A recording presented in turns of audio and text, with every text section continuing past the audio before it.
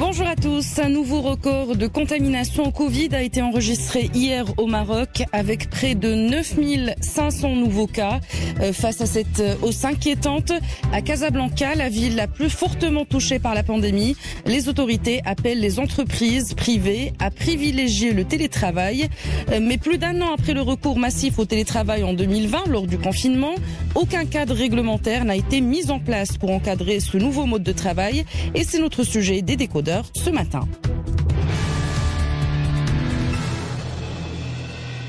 Nos décodeurs ce matin par téléphone pour des raisons sanitaires justement. Mohamed Benchkroun, bonjour. Bonjour cher Hajar. Vous êtes économiste et ambassadeur du club des dirigeants en Chine. Avec nous également Hamza Anaou, bonjour. Bonjour Hajar. Vous êtes docteur en sciences de gestion. Alors, pour commencer, tout d'abord, une question basique. Comment définit-on aujourd'hui le télétravail, Hamza Anaou? Bon, il faut rappeler que le télétravail est un mode de travail qui permet à une personne d'exercer son activité professionnelle en dehors des locaux de l'entreprise avec laquelle il est sous contrat.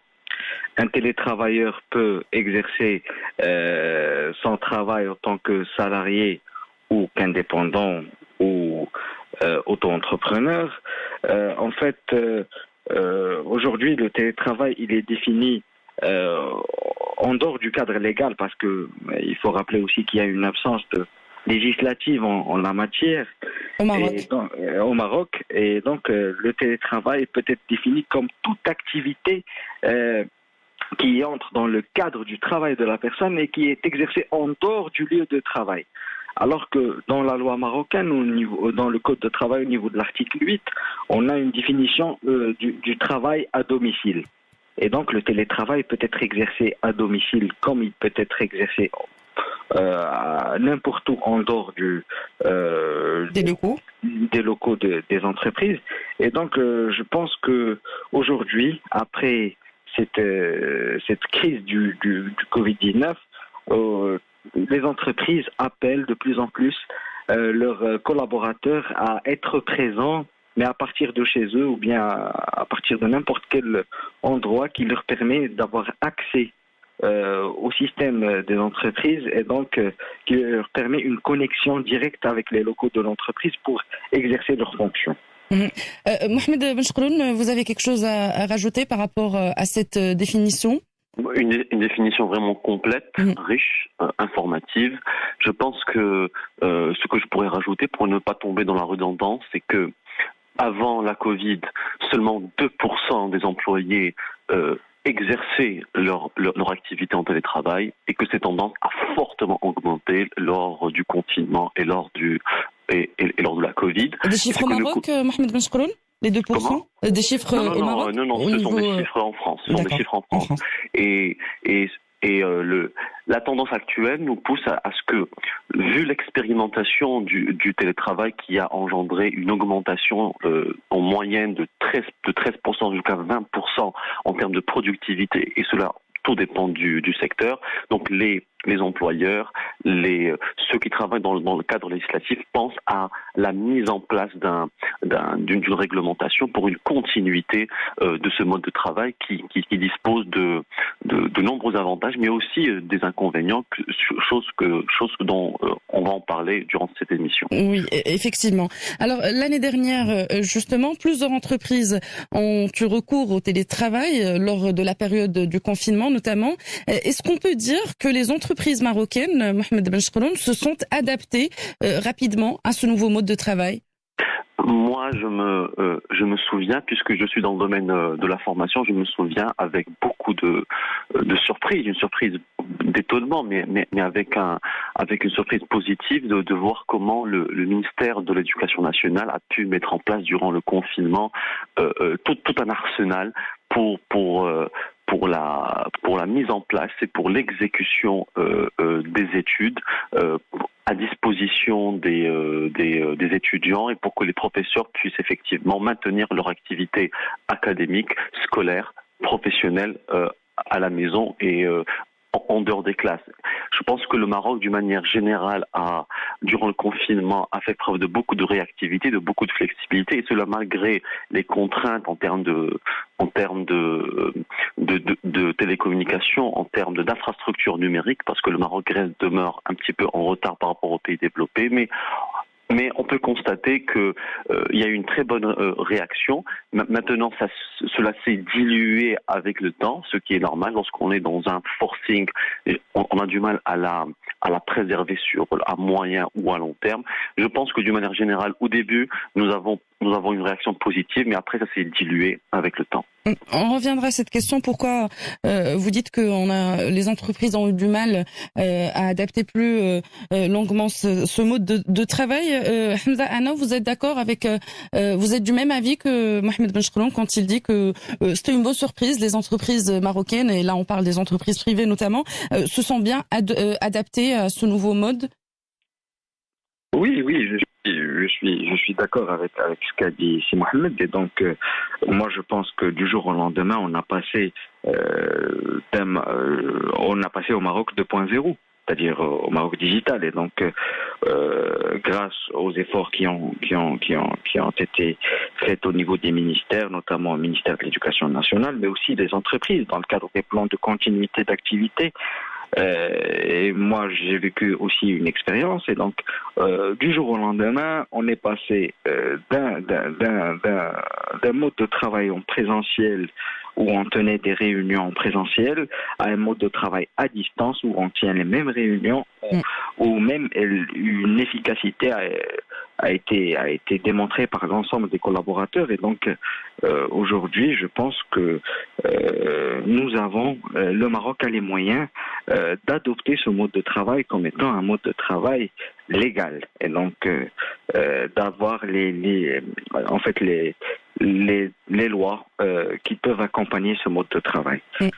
Par ailleurs, il faut toujours dire que 56% des cadres marocains ont passé au télétravail durant la période du confinement. C'est des statistiques officielles du ministère du Travail. 56%, plus de la moitié des cadres. Vous avez bien spécifié qu'il s'agit des cadres marocains. Alors aujourd'hui, là encore, face à la hausse des contaminations au Covid, les entreprises à Casablanca spécifiquement sont appelées à avoir recours au télétravail. Mais pourquoi un chef d'entreprise va privilégier ce mode de travail, Mohamed Benchkroun? Quels sont les avantages pour un chef d'entreprise? Alors, les études ont montré qu'il y a effectivement une hausse de la productivité, puisqu'on permet à donner à l'employé une forme d'autonomie et une forme de liberté et de flexibilité. Et ô combien, lorsqu'un employé se sent beaucoup plus libre, moins contraignant, il a tendance à être beaucoup plus productif et à donner davantage que si effectivement il se déplace, il sera dans une ultra-surveillance de la part de son employeur, etc. Donc je pense que cette flexibilité, cette nouvelle tendance de travail a beaucoup facilité, a beaucoup aidé l'employé. Cela lui a permis d'éviter l'absentéisme et le retard, puisqu'on a évité, ça permet d'éviter les embouteillages infernales de Casablanca, et donc une diminution du stress. Et également, cela permet aux entrepreneurs, aux chefs d'entreprise de diminuer la charge des locaux commerciaux. Et ça, c'est quelque chose d'extrêmement positif dans la comptabilité de l'entreprise, car ça permet une optimisation du coût. Mais face à tous ces avantages, il y a aussi des inconvénients. On revient aux inconvénients. On revient aux inconvénients, Mohamed Benchkroun, mais quand vous parlez par exemple des locaux, là, ça suppose que l'entreprise a décidé de se détacher de ces locaux. Ce n'est pas le cas aujourd'hui. On n'a pas de chiffres malheureusement, mais là c'était provisoire lors de la période du confinement. Donc cet avantage, on peut pas déjà le prendre en considération. On parle pas du long terme. On peut le prendre en considération puisque le télétravail n'est pas temporaire face à la persistance et à la vérocité, à la férocité de ce virus. Les entreprises vont s'acheminer vers un système d'hybridation. C'est-à-dire que nous sommes contraints à travers l'augmentation des cas infectés, à travers les possibles arrivées de nouvelles vagues épidémiques que les entreprises doivent mettre en place dans leur stratégie de développement, dans leur stratégie de management interne, le système de l'hybridation entre le télétravail et le travail en présentiel. Et donc, du coup, dans cette optique-là, dans cette vision-là, on peut prévoir effectivement la diminution des locaux professionnels pour effectivement s'adapter et tirer au maximum le profit de ce nouveau fonctionnement. Donc, le télétravail n'est plus une tendance à court terme, mais elle va être dans une continuité qui va s'aligner, qui pourrait effectivement toucher un bon nombre de secteurs d'activité. C'est une question qui se pose. Aujourd'hui, Hamza Anaou, Mohamed Mchkoulan a parlé de quelques avantages, la flexibilité, la productivité, moins de stress. L'autonomie. Et puis, oui, exactement. Est-ce que vous avez en tête d'autres avantages que vous voulez rajouter ? Oui, en fait, en plus de la réduction des frais fixes ou bien des charges fixes pour les entreprises, aujourd'hui, le télétravail permet une accessibilité au travail aux personnes handicapées. Et donc, il est plus facile pour une entreprise d'engager des personnes handicapées qui peuvent travailler qu'à partir de leur domicile. Il permet aussi un management plus simple et plus efficace, car le télétravail rend un travailleur plus autonome, et donc le manager de l'entreprise il voit donc sa tâche se simplifier. Et donc je pense qu'aujourd'hui le télétravail a plusieurs avantages.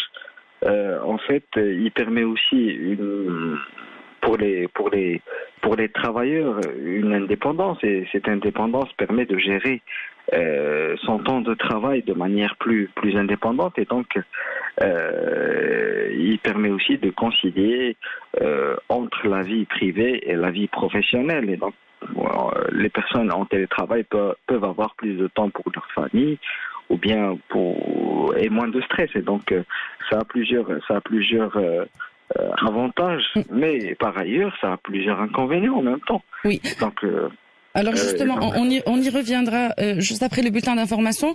Au Maroc, malheureusement, on n'a pas de chiffres pour illustrer ces avantages que vous venez de citer.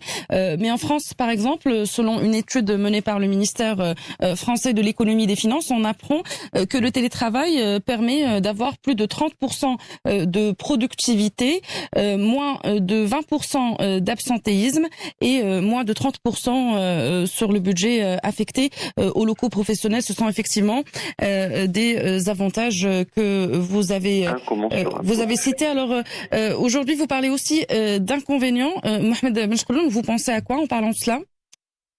En fait, c'est que l'employé doit dissocier entre vie personnelle et vie professionnelle. Souvent, il y aura du mal à mettre une séparation entre ces deux sphères, et donc du coup, cela peut effectivement affecter d'une manière directe ou indirecte. Cela pourrait effectivement engendrer des coûts psychologiques, puisque il aura du mal, par exemple, à se déplacer, à sortir un petit peu du concombre familial, et cela peut effectivement être assujetti d'un impact négatif.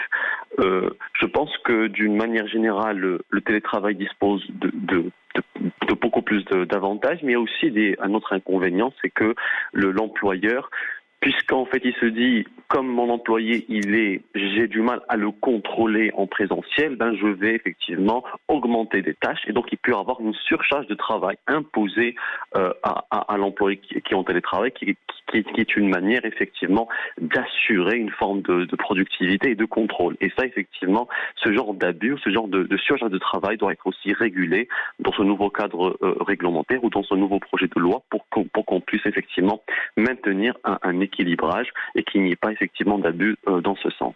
Hamza Anaou, vous avez parlé aussi d'inconvénients, je pense à la même chose, augmentation de tâches, le problème de séparation de vie privée, vie professionnelle.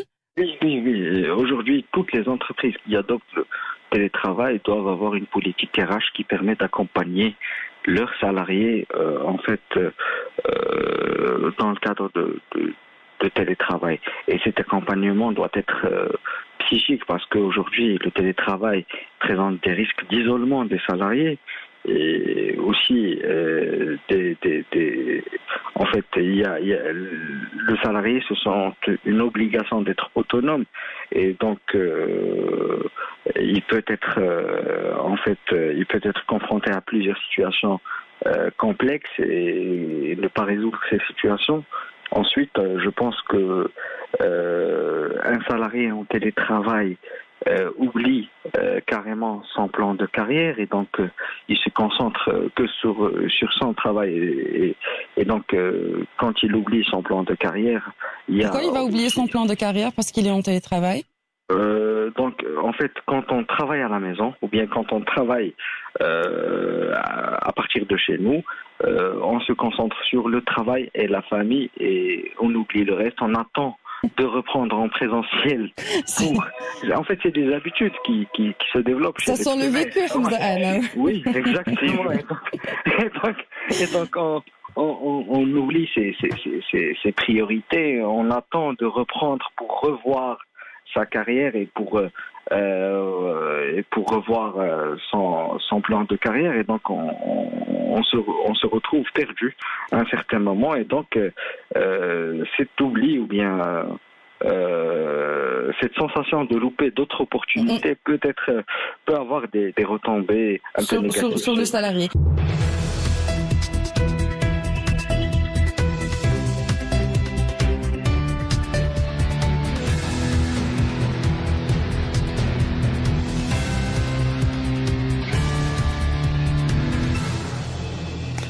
Ce matin, dans les décodeurs, on parle du télétravail face à la hausse des contaminations au Maroc et particulièrement à Casablanca.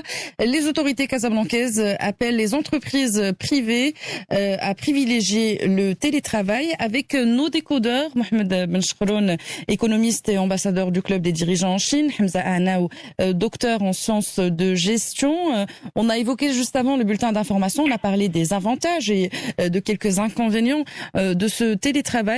Un mode de travail qui n'est toujours pas encadré par la loi au Maroc, en sachant que l'année dernière, de nombreuses entreprises ont eu recours à ce mode de travail et que donc entre-temps, aucune loi n'a été votée sur la question. Mohamed Benchkroun, est-ce qu'aujourd'hui le télétravail, légiférer pour encadrer le télétravail est une nécessité? Ah oui, c'est bien plus qu'une nécessité, c'est une obligation. Comme le télétravail n'est plus une option, n'est pas un phénomène epsilon, n'est pas un phénomène isolé, c'est devenu un mode de fonctionnement qui est de plus en plus généralisé dans les grandes villes du royaume. Donc il faut effectivement un cadre réglementaire qui puisse structurer, clarifier, donner les prérogatives à chacun, à chaque partie, les droits et les obligations, afin de ne pas tomber dans les excès et qu'il y ait une continuité. D'autant plus que le télétravail, comme on l'a évoqué, est une tendance c'est une tendance qui va être maintenue sur le long terme. C'est-à-dire que comme le Covid est une pandémie qui s'est installée d'une manière constante dans notre vie malheureusement, donc le télétravail comme alternative pour le maintien d'une productivité, donc cela va être il est de la nécessité du législatif de donner un cadre afin de ne pas tomber dans les excès comme la surcharge de travail, comme le télétravail forcé, comme aussi une façon de donner à l'employé de toutes les conditions pour son épanouissement et pour le maintien de sa productivité. Là, on pense qu'il faut qu'il dispose d'un bon réseau Wi-Fi, d'un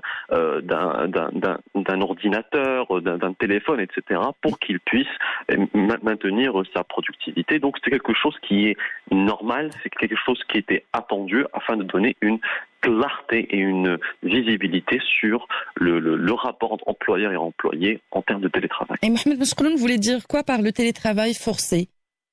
Le télétravail forcé, c'est-à-dire, elle est imposée par l'employeur et donc du coup, ça permet d'éviter l'alternative d'une forme hybride, car imposer le télétravail d'une manière exclusive, cela permet un isolement et donc cela peut aller au-delà de la volonté de l'employé, car comme on l'a évoqué, lorsqu'on est dans le télétravail d'une manière exclusive et constante, on s'isole de la culture de l'entreprise, on s'isole de l'interaction sociale et donc une forme d'épanouissement, car l'interaction sociale, car le fait de sortir de chez soi et d'aller au travail, de rencontrer ses collègues et aussi d'avoir un sentiment d'appartenance à l'entreprise, cela permet d'augmenter l'épanouissement. Et donc finalement, pas beaucoup d'employés préconisent ou veulent d'un télétravail exclusif. Et donc c'est pour ça que ce cadre législatif peut effectivement prévoir une hybridation entre le télétravail présentiel et virtuel pour effectivement éviter les excès et avoir un maintien de l'épanouissement tant de l'employeur que de l'employé. Vous pensez que c'est le meilleur mode à mettre en place? C'est le mode hybride. Incontestablement. Et il y a des études pour justement pour vérifier cela ou pour appuyer ça? Bien évidemment, il y a des études, mais je n'ai pas en tête les datas et les statistiques. Mais moi, d'une manière individuelle, en tant que personne qui ait expérimenté le télétravail, quand j'étais professeur universitaire en Chine et j'ai poursuivi le maintien académique en ligne à partir de Casablanca, j'ai bien effectivement comparé, perçu les avantages entre enseigner dans un amphi ou en présentiel que d'enseigner en Zoom. Et donc finalement, l'avenir pour le maintien d'un télétravail plus sain, il est important d'apporter à l'employé cette capacité d'aller aussi à l'entreprise, dans les locaux, de rencontrer ses collègues, de rencontrer son employeur et aussi, effectivement, en cas de contrainte, de travailler à la maison. Hamza Anaou, que doit prévoir la loi pour protéger et l'employeur et l'employé dans le cadre du télétravail, à votre avis? Pour assurer une protection de l'employeur et de l'employé dans le cadre du télétravail, d'abord il faut que les entreprises investissent en plateformes d'échange qui permettent d'avoir une protection efficace des données personnelles des salariés et aussi il faut qu'ils investissent en matière de cybersécurité parce que aujourd'hui les employés ils ont accès à des systèmes d'informations qui sont très complexes au niveau de leur entreprise. Cet accès est à distance et donc ça permet d'avoir un risque de piratage ou bien d'introduction de virus au sein de ces systèmes et donc ils doivent d'abord investir en termes de sécurité. Ensuite, la législation doit prévoir dans dans ce volet sécurité doit déterminer les responsabilités de l'employeur et de l'employé pour ne pas tomber dans des situations où en fait il y a des risques liés à la cybersécurité. Ensuite, mais justement, quand on parle de la responsabilité de l'employeur et de l'employé, quelles seraient les responsabilités de chacun dans ce genre dans ce mode de travail?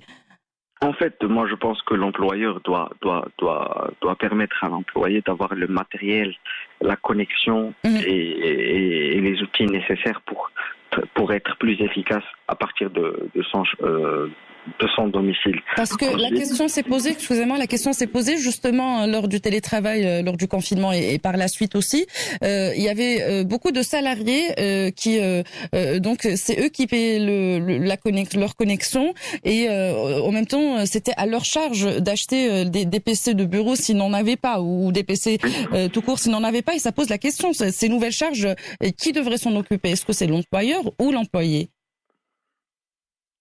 En fait, moi, je pense que ces charges doivent être à la charge de l'employé ou bien avoir en fait une cotisation 50% dans ce cas. Mais je pense que c'est des accords contractuels que doit prévoir cette loi.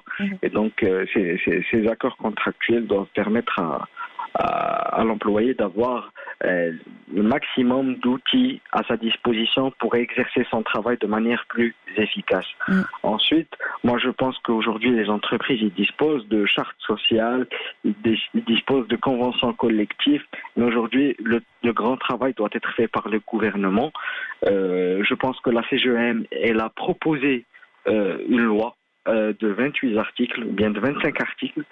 En fait, cette proposition de loi est aujourd'hui en discussion entre la CGEM et les centrales syndicales. C'est un travail qui qui est vraiment pour lequel on doit saluer la CGM, mais aussi il faut rappeler que après les élections, le prochain gouvernement doit se pencher sur cette question de télétravail afin de déterminer un cadre légal qui protège et l'employé et l'employeur.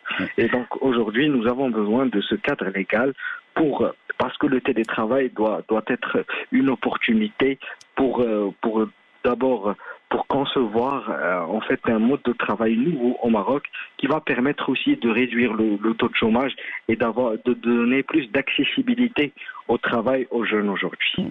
Alors vous avez parlé... Oui, si vous permettez, je voudrais juste compléter ce qu'a dit M. Hamza. Moi, je pense que les équipements pour le maintien du télétravail doivent être assurés par l'employeur. Je pense que le télétravail n'est pas une forme de déresponsabilisation de l'employeur. Je pense que la personne qui travaille au télétravail doit être traitée de la même façon que ceux qui travaillent en présentiel. Et donc du coup, lorsqu'on va dans les locaux, que ce soit le téléphone, le Wi-Fi, les installations qui sont mises en place, elles ont toujours été assurées par le chef d'entreprise. Et donc de même, lorsqu'on travaille à la maison désiré par l'employeur, il doit assurer le minimum pour le maintien de la productivité. Donc la logique de la responsabilisation de l'employeur dans la mise en place des conditions idoines pour que l'employé ait de la productivité et de la valeur ajoutée doivent être maintenues, même en cas du télétravail. Alors, je reformule un peu. Vous avez, je résume un peu. Vous avez parlé de la nécessité d'équiper l'employé des conditions idéales pour le travail, des droits et des obligations pour ne pas tomber dans les excès, notamment. Et donc tout cela doit être réglementé par une loi qui doit voir le jour. Vous avez également parlé des investissements en matière de cybersécurité ou de connexion sécurisée à la charge des employeurs. Et puis de toutes ces nouvelles charges. Il y a aussi une question qui devrait être réglementée justement peut-être par cette loi, c'est la question sur les accidents de travail. Si moi je suis en télétravail et je décide d'aller faire une course entre-temps, est-ce que je suis justement assuré ou pas, Mohamed Benchkoloun? Là aussi, il y a une question par rapport à la sécurité de travail. Mais il est évident que le télétravail ne permet pas d'éviter les accidents de travail. Donc de la même façon que l'employeur doit maintenir une assurance par rapport aux risques liés au travail en présentiel, de même le télétravail doit aussi être couvert tant socialement que par rapport aux accidents. Il est vrai que en télétravail on a moins tendance à tomber d'avoir ce genre d'accident de travail, mais il est important que dans le cadre de ce cadre législatif, de mettre en place l'idée que le télétravail n'est pas une forme de déresponsabilisation, que l'employé n'est pas un freelanceur, l'employé n'est pas un partenaire, et donc il doit être traité, il doit être perçu de la part de l'employeur, du chef d'entreprise, comme un membre à part entière dans son personnel, et donc il doit le couvrir, le sécuriser. Effectivement, il est de sa responsabilité à ce qu'il puisse disposer de toutes les conditions pour son épanouissement. Et donc, le sécuriser, l'assurer est un sentiment de protection qui permet aussi d'assurer une forme de productivité. Car lorsqu'on sent qu'on est traité d'une manière juste, d'une manière digne, avec une longévité dans la collaboration, effectivement, l'employé, il ne peut que apporter de la valeur ajoutée. Donc, incontestablement, dans ce cadre, l'assurance doit être une partie intégrante dans la relation entre employeur et employé dans le télétravail. Et en parlant justement du rôle de l'employeur et de ses obligations, Hamza Hanna, vous avez parlé tout à l'heure de la nécessité de mettre en place une politique RH pour accompagner ses salariés. En quoi cela consiste? Vous pensez à quoi? Je pense à un accompagnement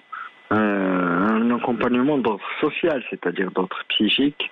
Et donc, je pense que les entreprises doivent faire un effort pour accompagner leurs salariés en télétravail afin de pouvoir détecter les différentes anomalies qui peuvent qui peuvent en découler de ce télétravail. Et donc aujourd'hui, la santé au travail, la sécurité au travail, c'est vrai que l'employé ne se déplace pas aux locaux de l'entreprise. Et donc, d'habitude, les politiques santé, sécurité au travail sont adoptées qu'au lieu du travail. Et donc, aujourd'hui, il faut adapter cette politique au contexte du télétravail. Et donc, il faut avoir un accompagnement en ligne des salariés en télétravail afin de pouvoir assurer leur santé et leur sécurité. Ensuite, moi, je pense que mis à part ces politiques RH, aujourd'hui, les entreprises doivent aussi faire un effort en termes de team building parce qu'aujourd'hui, les travailleurs en télétravail, il n'y a plus de socialisation des individus au sein des entreprises. Et donc, aujourd'hui, ce manque de socialisation peut conduire à un risque d'isolement des salariés. Et donc, pour faire face à ce risque, l'entreprise doit faire des efforts afin de conduire des réunions en fait sur les plateformes digitales de salariés pour pouvoir discuter, pour pouvoir réduire ce risque d'indépendance des salariés qui peuvent faire face à des situations assez complexes et ce manque de communication entre salariés pendant les périodes de télétravail peut conduire à des situations de stress de plus en plus ressenties par les salariés dans le télétravail. Alors vous êtes tous les deux d'accord pour affirmer qu'aujourd'hui il faudrait envisager d'adopter ce genre de travail même au-delà, même après la crise sanitaire, quand tout cela sera terminé, on l'espère le plus tôt possible. La question aujourd'hui, et on termine sur cela, Mohamed Benchkouloun, l'adoption du télétravail à long terme nécessite-t-il une nouvelle culture d'entreprise, justement par rapport à tout ce qu'on vient d'évoquer lors de cette émission? Je pense qu'il est important effectivement d'inculquer, que ce soit même en amont, c'est-à-dire dans la formation, d'intégrer des modules de formation sur comment effectivement mieux travailler en télétravail, mieux assurer une productivité dans le télétravail, et donc aussi former les dirigeants en RH sur comment assurer cette hybridation, comment assurer cet équilibre pour que celui qui est en télétravail ne sont pas isolé, ne sont pas exclus de la culture de l'entreprise, du groupe d'appartenance qui est essentiel dans l'excellence d'une entreprise, car lorsque l'employé se sent intégré, se sent comme une partie intégrale, prenante dans cette communauté, effectivement, il ne peut que donner le maximum de lui-même. Donc il faut effectivement tout changer dans nos modules de formation, dans nos modules, dans la culture du travail, dans les valeurs qui sont véhiculées, puisque je pense que le télétravail, puisqu'il a présenté d'innombrables avantages, effectivement, va chambouler le management interne, la formation et aussi la relation entre employeurs et employés, et aussi du cadre législatif. Et aussi, il est important de rappeler que le télétravail va aussi contraindre les pays à accélérer le processus de la digitalisation. Et donc, lorsqu'on parle de digitalisation, dans tous les domaines, dans la vie de tous les jours, que ce soit des individus que des professionnels. Et aussi, cela va permettre une instauration, une accélération des infrastructures digitales. Et moi, je pense que je vais juste un parallèle avec la Chine, qui est déjà très avancée d'un point de vue digital. Et là, avec le Covid-19, l'un des enseignements l'a poussé à ce qu'il mette des investissements beaucoup plus importants en termes de cybersécurité, d'installation digitale, de la 5G, parce qu'effectivement, ils pensent que c'est le futur, c'est l'avenir, et donc nous devons aussi nous inspirer de cela et de comprendre que n'est pas un épiphénomène. Le télétravail n'est pas une tendance qui va disparaître sur le long terme et qui va être instaurée d'une manière définitive. Et donc, il est important et urgent de mettre en place ces infrastructures digitales dans toutes les régions du Maroc et non pas seulement dans les grandes villes du royaume, pour assurer la régionalisation et pour assurer le développement équitable dans toutes les régions du Maroc. Hamza Anaou, aujourd'hui, il est nécessaire de mettre en place un cadre juridique, mais aussi on a besoin d'une nouvelle culture d'entreprise pour mettre en place le télétravail. Oui, effectivement, et donc les entreprises doivent s'adapter à cette nouvelle forme de travail afin de pouvoir accompagner les changements organisationnels qui en découlent aujourd'hui. Et donc, je pense qu'aujourd'hui, on a besoin d'un cadre légal, certes, mais on a besoin aussi d'une culture d'entreprise, et d'instaurer une confiance entre le salarié et l'entreprise afin de pouvoir remplacer ces mécanismes de contrôle qui auparavant étaient exercés par les employeurs vis-à-vis des employés pour les contrôler, et ces mécanismes de confiance doivent remplacer ces mécanismes de contrôle pour pouvoir collaborer ensemble afin de pouvoir créer de la richesse ensemble, parce que la richesse aujourd'hui en entreprise ne se crée pas qu'au niveau des chefs d'entreprise, mais aussi c'est des employés qui créent la richesse des entreprises. Hamza Ahnaou, docteur en sciences de gestion, merci d'avoir répondu à nos questions ce matin. Je vous dis à très bientôt. À très bientôt, Ajaf. Mohamed Benchkroun, économiste et ambassadeur du Club des dirigeants en Chine. Merci d'avoir été avec nous, Mohamed Benchkroun, et je vous dis également à très bientôt. Tout le plaisir, c'est pour moi. À très bientôt. Merci, Mohamed. Merci également à Youssef Koutni à la réalisation, et merci à vous d'être à l'écoute d'Atlantique Radio. La suite des programmes avec le bulletin d'information en arabe dans quelques minutes avec Wafa Taouzeri. Et pour ma part, je vous souhaite une excellente journée et je vous dis à très bientôt.